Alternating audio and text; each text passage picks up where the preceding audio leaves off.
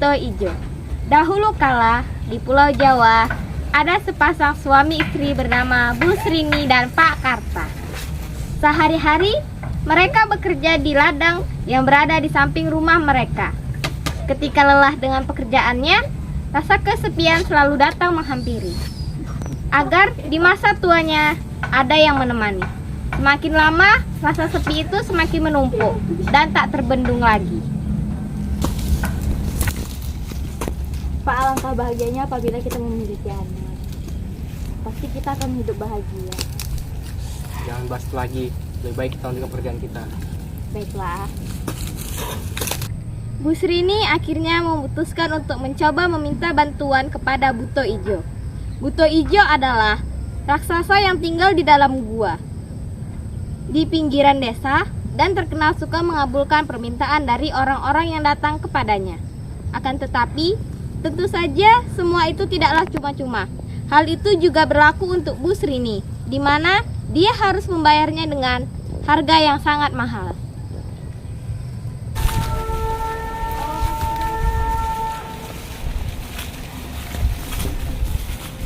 Permisi.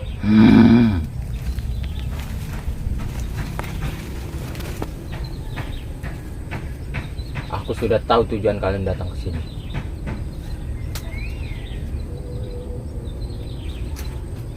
Tanamlah di kebun kalian Terima kasih. dan pulanglah. Tapi setelah 6 tahun, kalian harus menyerahkannya kembali kepadaku untuk dijadikan santapan. Terima kasih. Sesampainya di rumah, mereka pun langsung menanam biji mentimun tersebut di kebun milik mereka.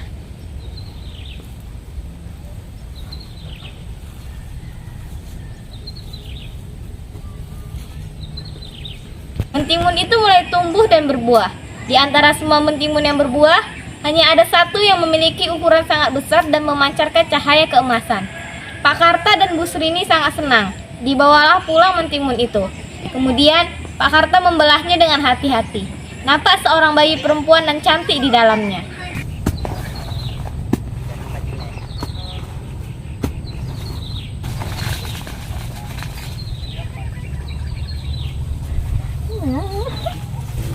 Menurut mulang orang yang nengok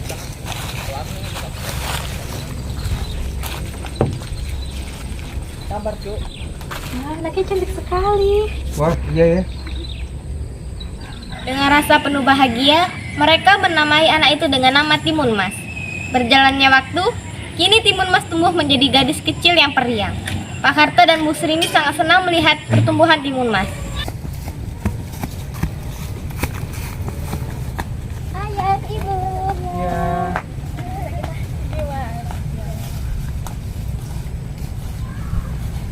Bu, itu tadi anaknya ya? Kapan hamilnya? Kan hamilnya harus punya anak. Anak dari mana tuh? Mungut ya? Namun, di satu sisi, Bu Srini merasa terus diawasi oleh Buto Ijo. Rasa sayang Bu Srini kepada Timun Mas membuatnya tak rela untuk kehilangan anak itu sebentar lagi.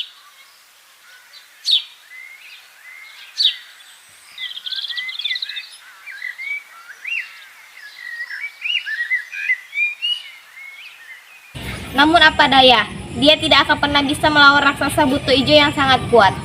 Mendekati waktu perjanjiannya dengan Buto Ijo, Bu Srini memutuskan untuk pergi ke Gunung Kidul, meminta petunjuk dan bantuan kepada seorang petapa sakti. Setelah mendengar cerita dari Bu Srini, sang petapa memberikan 4 buah kantong kecil. Berikan ini kepada anak kalian Timun Mas untuk membantu dia melawan raksasa itu. Baik Mbah, terima kasih.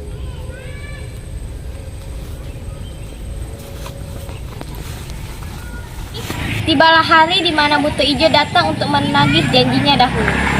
Bu Srini segera menyuruh Timun Mas melarikan diri dan memberikan 4 bungkusan tersebut. Melihat sang ibu dalam bahaya, Timun Mas mencoba memancing Buto Ijo untuk mengejarnya.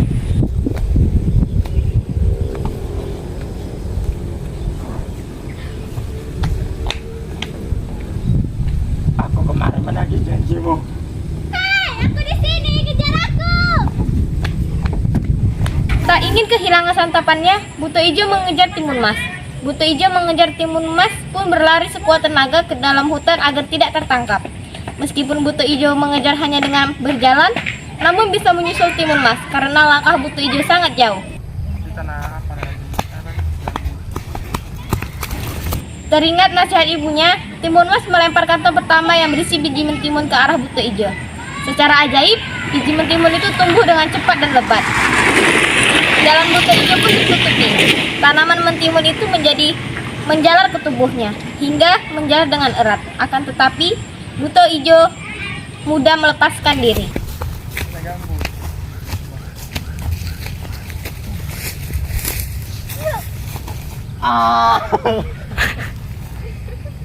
Buto Ijo terus mengejar Timun Mas yang lari ketakutan. Saat Buto Ijo hendak mendekat, Timun Mas melempar kantong kedua yang berisi jarum.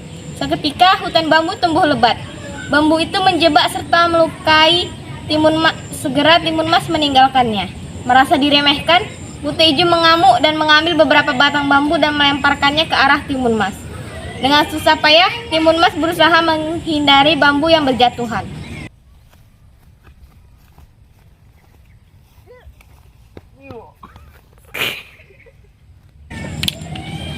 Tibalah Timun Mas di tepi sungai. Dia sudah sangat kelelahan.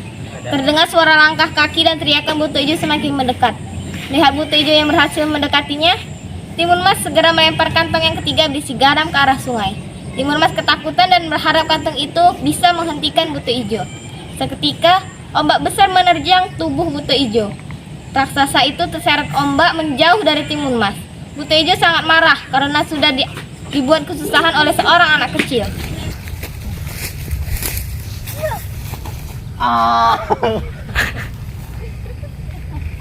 Timun Mas tidak bisa menghindar lagi. Di tangannya kini hanya tersisa satu kantong pemberian petapa sakti. Dia melempar kantong itu dengan sekuat tenaga ke arah raksasa Buto Ijo. Tak ingin kejadian sebelumnya terulang, Buto Ijo menangkisnya dan kantong itu terjatuh ke tanah.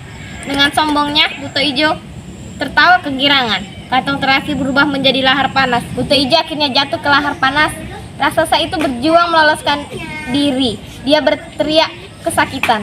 Kemudian Buto Ijo tenggelam ke dalam lahar panas. Akhirnya Timun Mas dapat menghentikan Buto Ijo selamanya.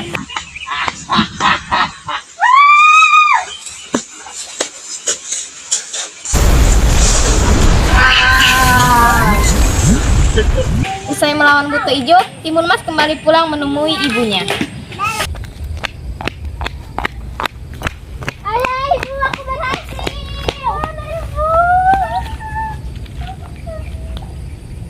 Ini sangat bahagia melihat anaknya berhasil kembali pulang dengan selamat dan mengalahkan raksasa Buto Ijo.